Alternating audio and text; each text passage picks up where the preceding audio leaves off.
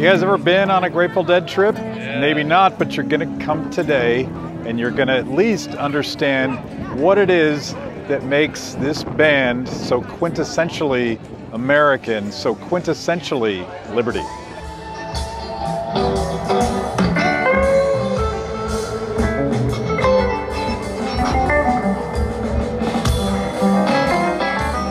There is something quintessentially American about the Grateful Dead.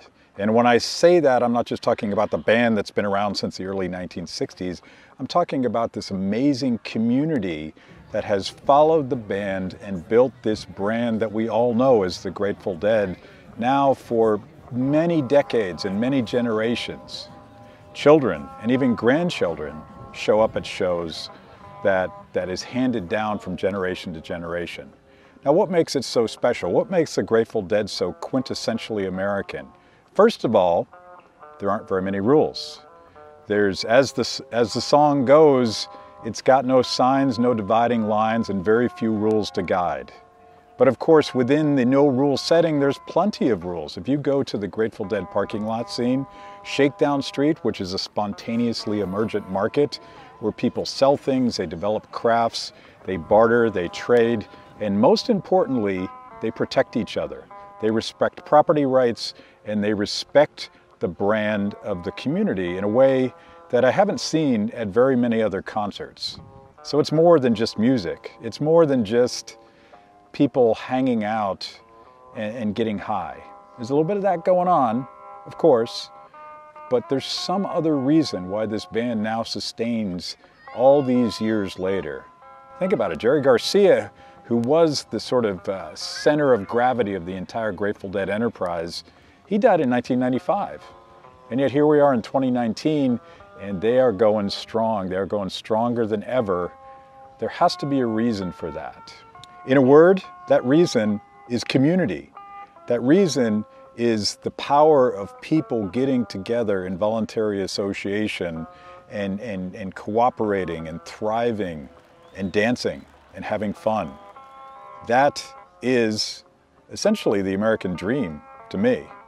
And you'll find everybody here. You're going to find a lot of different political perspectives. You're going to find people from all walks of life, working class, wealthy, everything in between, sort of Jack Kerouac style vagabonds who just follow bands around. And yet we all get along. And yet we all feel like we're part of one community. And I think the secret to that is something that Jerry Garcia himself talked about. He didn't want to tell anybody what to do. I don't know if he ever would have used the term, but he was an anarchist. And not the kind of anarchist that hide their faces and break things and burn things. No, that's not what an anarchist is. An anarchist is someone, like Jerry Garcia, that doesn't want to tell anyone else how to live their life.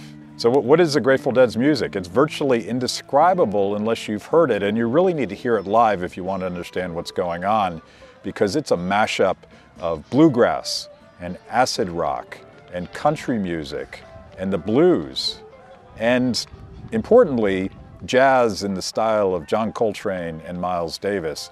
All of these things sort of get mashed up together and you don't really know what's going on.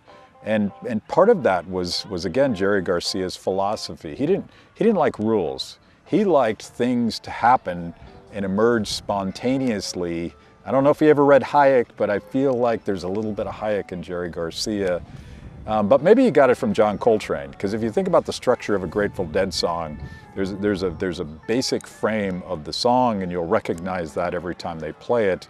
But there can also be something called jamming, where they explore various iterations of things, and at some point it doesn't feel like there's even a song happening anymore. I call it beautiful chaos. I think it's magical, and the great thing about seeing the Grateful Dead is you're never going to see the same show twice. They might play a couple of the same songs, although they vary that up quite a bit, but you're never going to hear the same solo because they respect the idea that they might discover something, they might create something. An act of entrepreneurship, it might be that the next song is going to be the very best version of Dark Star, the one that you have to go, which is why you go to all the shows. You don't just go to one. So you come for the community, but you come for the music as well. If you think about that, the metaphor, John Coltrane jazz, Jerry Garcia jam band style music, there's a couple rules, there's a little bit of structure, but generally you don't know what's going to happen. Sounds like entrepreneurship. Sounds like how it is that people in a market process sort of work things out even though they don't know exactly where they're going. Sounds a little bit like Ludwig von Mises there. Although I'm certain that Jerry Garcia never read Mises. Okay, that's what I got. I got to get into the show. I got to get a good seat. It's going to be a magical night, and I guarantee you they're going to play my favorite song better than they've ever played it before. The good old Grateful Dead.